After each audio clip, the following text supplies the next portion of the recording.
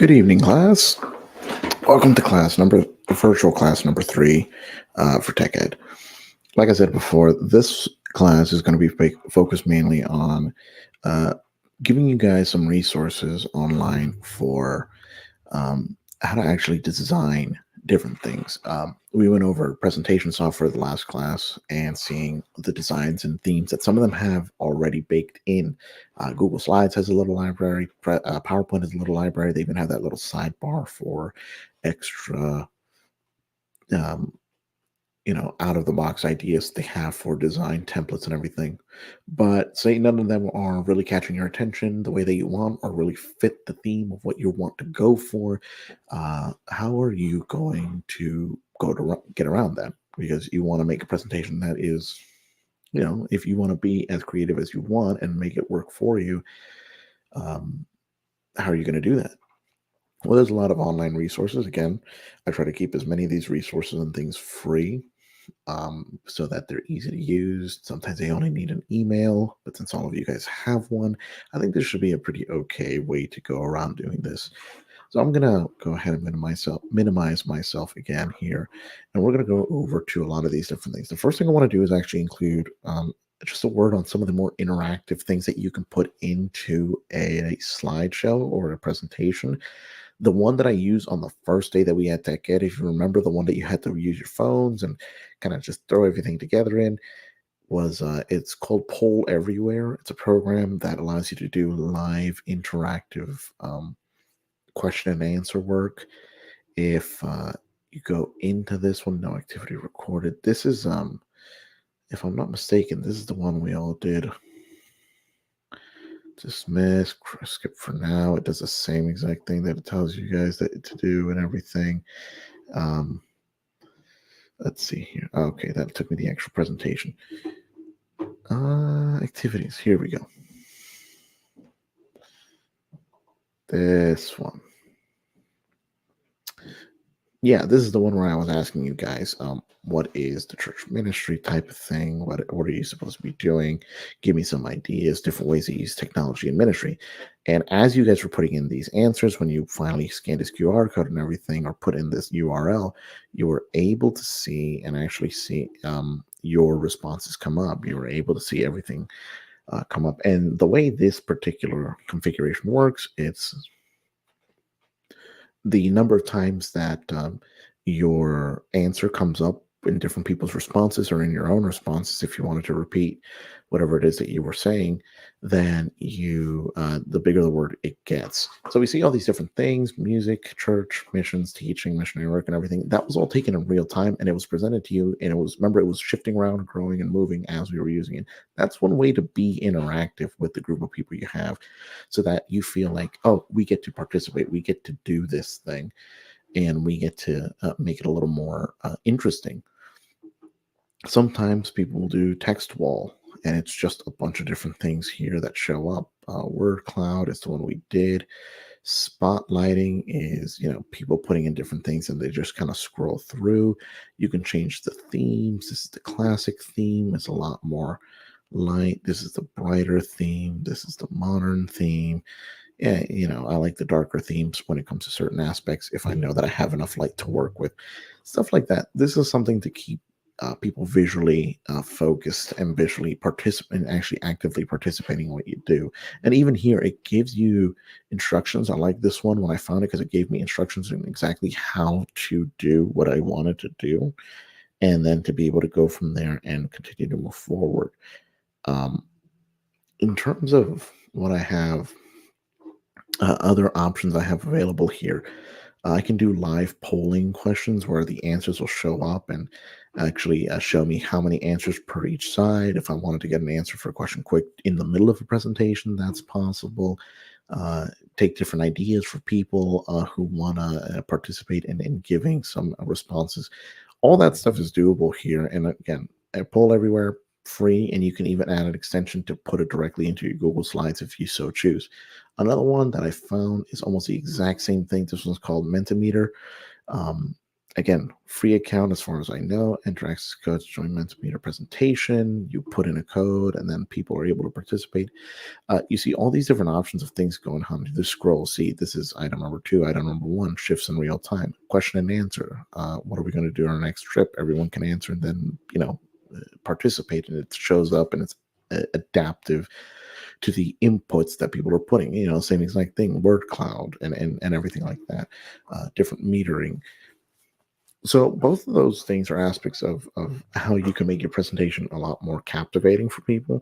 I have found that in different settings for different age groups, making it as interactive as possible is the best way to keep people's attention instead of just listening to me ramble about whatever my special interest is at the time. This makes people want to be involved, and this says, oh, I get to do something. And if it's visually interesting and it looks good and it's something that you guys can do, I highly recommend you guys doing it. Maybe not for this presentation, maybe later down the line if we have another one of these assignments lined up, or one of these projects lined up later in the year for something that may be a bit longer. Highly recommend it. Or if you ever have to give a presentation to a group of people and you want to keep them interested in what you're saying, or and how they can participate, easy options are right here. They're both free. Absolutely go for it.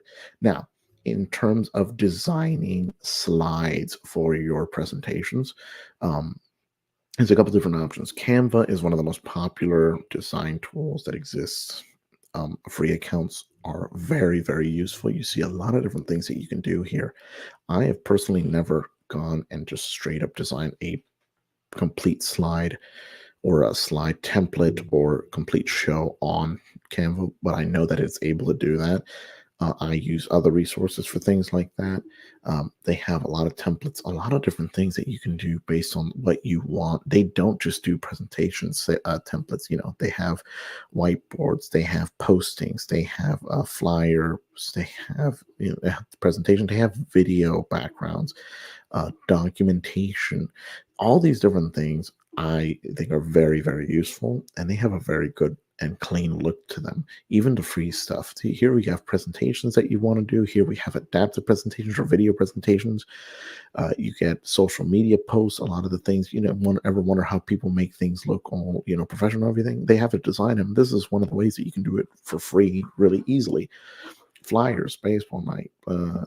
I have done different presentation things, not presentations, design things on Canva. These are my personal things that I've worked on here, just a couple of different things. One of the only things I've ever actively done on here is look for individual slides of anything. I've never done a full slideshow and template design project on here, but you can do that. This one was actually, when it was shared to me, it was for a wedding. This was the design that they went. This is for Zane and Kelly Knoyer, if anyone knows them. This was their thing. These are the ones that I had up on the screens when they were getting married at our church. I was the sound and audio visual person for that event. And this is just 3 things that they had on loop. It was just, welcome to the wedding of Zane and Kelly.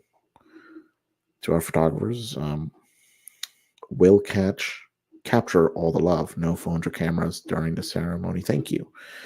And then lastly, they wanted this verse, Revelations 4:11.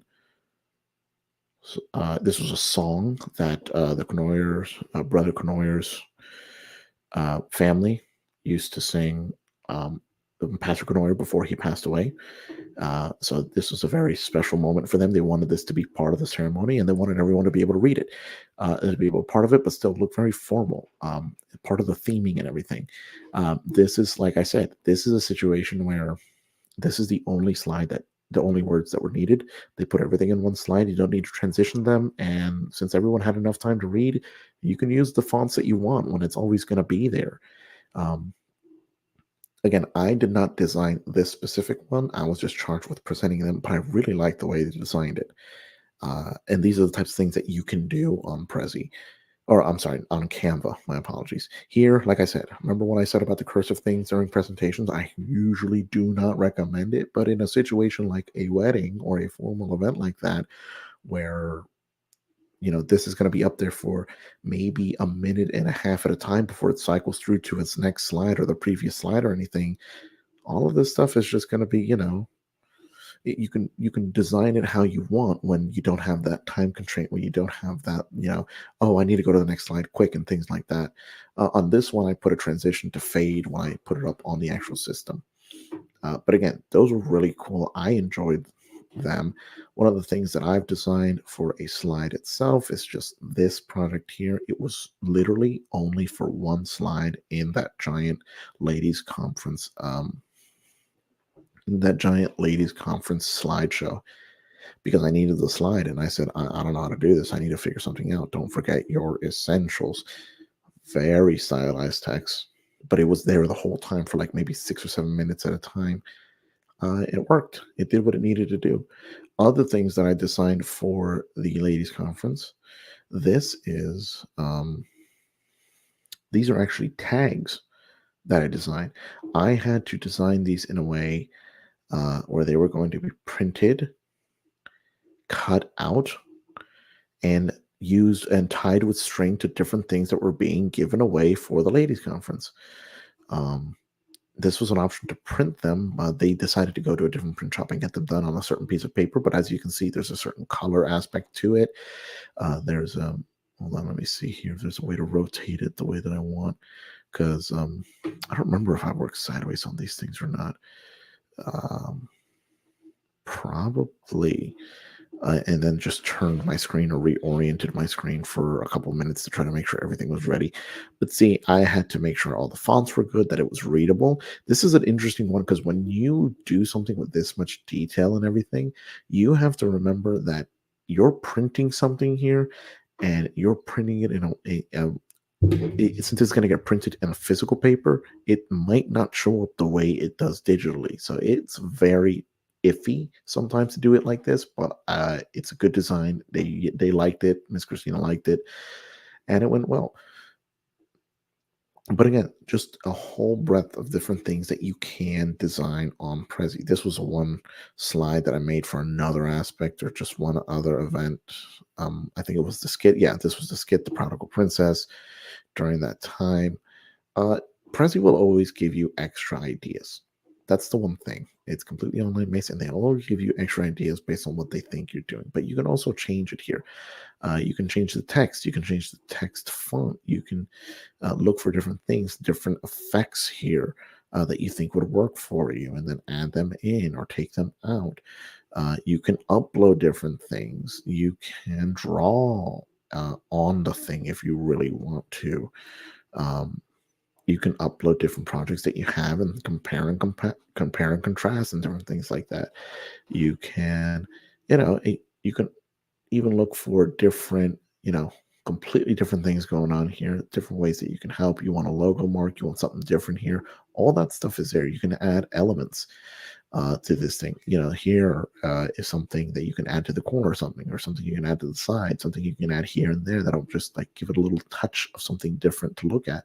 The design overall, the styles, the templates, and everything, all that stuff is here. It's very, very user friendly. They make it as easy as possible for someone to jump in and just kind of figure out how to do things. Now, Canva does have a premium option, meaning that some of the nicer options are always going to be behind that paywall, but you can do a lot with what they give you. And so I recommend, if you're going to design something from scratch, use Canva. It's free for the most part to get a very nice and reasonable amount of stuff and options to learn from. And you can do a lot of different things with it. And they have a lot of different templates to work with as well. Another one that exists to make different slides specifically and design different slides is this one called Piktochart. You can look at different things. You can see different ideas of what they have on how to design and how to make different slides for different settings and different contexts. Almost the same exact thing as what I'm about to show you. This one looks a little more rudimentary compared to the one that I like, but there are programs available where you can choose a template from here and import it one way or another to PowerPoint or to Google Slides or any other presentation software. See, this one, when you download it or edit it and move it around for anything, what it does is it lets you either export it as a PNG, which is a type of image file, or a PDF, which is an uneditable document file.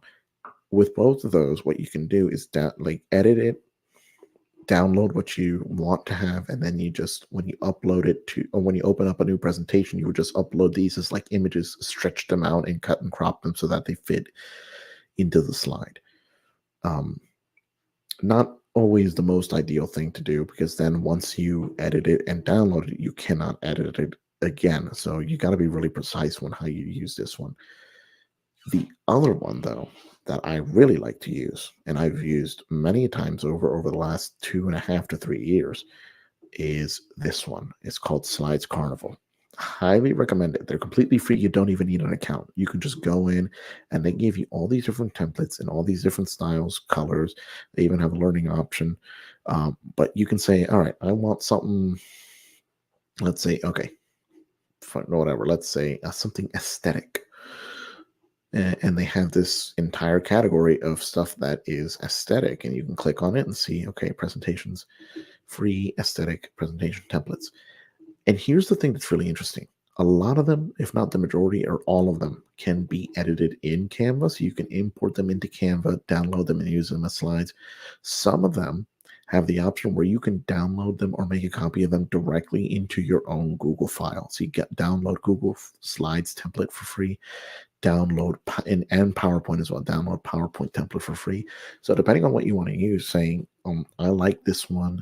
And these are not just one slide.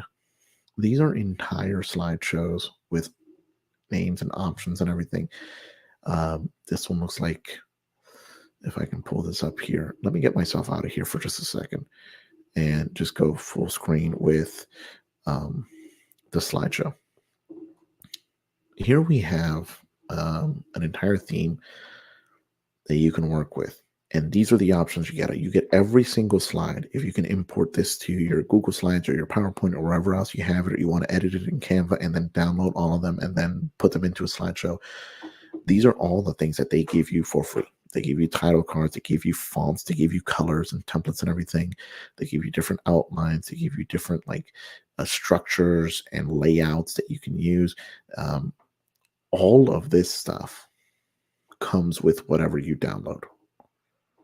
And you can use these things, in ways that, you can adjust and make things work.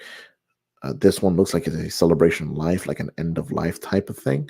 But that doesn't mean that's the only thing that it can be. You can adjust the colors, you can adjust the images in the background, and you're going to end up getting into a different kind of thing.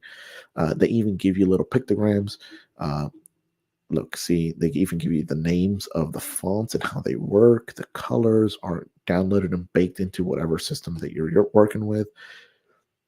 And then obviously Pixels, Pixababy are the sources. If you are going to use one of these things, please just make sure that you do include this last slide, the credit slide, so that I know that you're not just taking claim for someone else's work. If you can edit this, you've made it your own work, but you do have to recognize where this came from. Where this template came from, because it's important to give credit where credit's due. I would count it as plagiarism if I were to find out that you did something like this and that you didn't give them credit. I don't know why you wouldn't do that. Personally, it makes no difference to me whether, if you design something completely from scratch on Canva, and you don't put this, it's going to be impressive to me, because I don't usually do that. And if you have that creative mindset and the creative will to do that, I'm going to be impressed. But if you didn't actually do the work, it goes back to almost the same exact thing as that AI thing that I mentioned earlier in in-person class on Thursday. How am I actually going to know? What benefit are you going to get from having something else or someone else do the work for you and claiming it as your own? You're not learning what I want you to learn. So, it's just kind of stuff to keep in mind. But that's just one example here.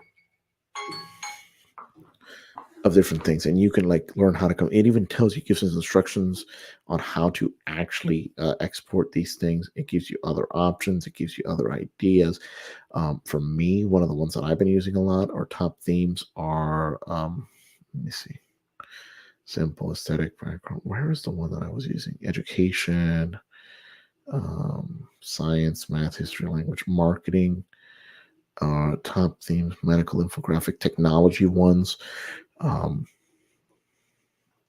I don't know if this one looks familiar to you guys. This is the one that I use on day one of the tech ed class. As you can see, has a lot of other stuff that goes along with it that I took out, a lot of stuff that I adjusted, a lot of stuff that I moved around. But I really liked, taking this down to the bare bones and moving things around so that they look good, and being able to, um, use this theme. And I think, honestly, personally, I think it worked really well when I was able to really implement it the way that I wanted to. Um, and what you get out of it is really cool, I think. Obviously, if I go quick, you can just skip ahead. It gives you all this information, extra stuff that you can go through, that you can use, different figures. And then again, I included this at the end because this is where I got this presentation from. All that to say is you have a lot of different options. Um, if you're talking about music, you can just search up music and see what ideas they have here. Okay. If any of these work for you for whatever it is that you're looking for to do, I mean, hey, the, the stuff is here. As long as you give proper credit where credit is due, hey, go ahead and use it. Um, but again, this is all about learning. This is all about being able to use the resources around you, learning about the resources around you, and find a way to make all these things work to your advantage. You do not have to break your back or limit yourself to the basic level stuff. Now, if you want to do that and you want to make an effective thing slideshow that way, absolutely go ahead and do that, because you don't have to, do all this extra stuff just to make something work. I think sometimes whatever it is that you're presenting, like I said, this is just an aid. Now, however much effort you want to put into that aid is up to you. But the end all be all of all of this is that you're going to do a presentation and you're going to use this as an aid. You're going to use the slides as an aid. More than anything, just remember what I said the first time. Know your info, know what you're talking about. But if you want to go out and design something and choose something that is going to be a little more visually interesting, or have some involvement, some participation through some of these other applications that are available to you, go right ahead. I'm all for it. And then we'll all learn together. And the more that you know how to do that, you're going to realize, man, I can use this somewhere else, even if you're not a teacher like me. But you never know if you're going to be a Sunday school teacher. Why can't a Sunday school teacher use this stuff? You never know when you're going to have different special events where you're going to be working with groups of people, conferences where you have to teach a lesson, a breakout lesson. If you're going to be the audio-visual person in your church, or helping out with the audio-visual stuff in your church, go right ahead. This is where we start learning how to do that. And I'm excited to see what you guys are going to present about. I've seen some of these suggestions that you have. Some of you guys definitely have some interesting ideas. I haven't seen anything that I've had to reject as of thus far.